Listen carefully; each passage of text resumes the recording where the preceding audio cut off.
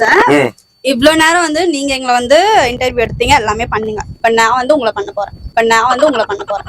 நீங்க ஏதோ சொன்னீங்க, ஆனா என் காதுல அது ராங்கா விழுந்து. இல்ல புரியல. செய்யலாமா? வெச்சு செய்யறோம். ஹைட் பத்தாதே இல்ல ஏறிங்க. வெயிட் பண்ணுங்க.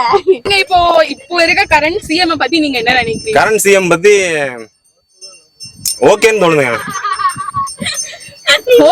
ஓகேன்னு தோணுங்க. எனக்கு வந்து பாலிடிக்ஸ் படி எக்ஸ்பீரியன்ஸ் படி பார்த்தா ஏடிஎம்கே வந்து இப்போ பிஜேபி கூட சேர்ந்துட்டாங்க. அதனால நான் வந்து பிஜேபி வந்து மத அரசியல் பண்றதுனால எனக்கு உடன்பாடு இல்லை. டிஎம்கே வந்து பிஜேபி எதிர்க்கிறாங்க, அதனால எனக்கு ஓகேவா இருக்கு. ஆனா வந்து போதைப் பொருட்களும் பெண்கள் பாதுகாப்பு கொஞ்சம் கேள்விக்குறியா இருக்கிறதுனால கொஞ்சம் தயக்கமா இருக்கு. என்டிகே சீமான் எல்லாத்துக்கும் சப்போர்ட் பண்றாரு. டிவிகேவும் வரணும். ஏன்னா இந்த மாதிரி ஒரு புதுசா வரும்போது ஆட்சி பண்றவங்க ஆளுங்கட்சிக்கு ஒரு பயம் இருக்கும், அவங்க ஆட்சி பிடிச்சிருவாங்க அப்படின்ற வேற வழியே இல்லாம நல்லது பண்ணுவாங்க. அதனால டிஎம்கேவும் ஓகே தான், டிவிகேவும் ஓகே தான், என்டிகேவும் ஓகே தான். ஆனா டிவிகேக்கு இன்னும் எக்ஸ்பீரியன்ஸ் வேணும், உள்ள வந்து அரசியல் பழகணும். இப்போ 2026ல நீங்க யாருக்கு ஓட் பண்ணுவீங்க? 2026ல யாருக்கு ஓட் பண்ணுவீங்க? என்னங்க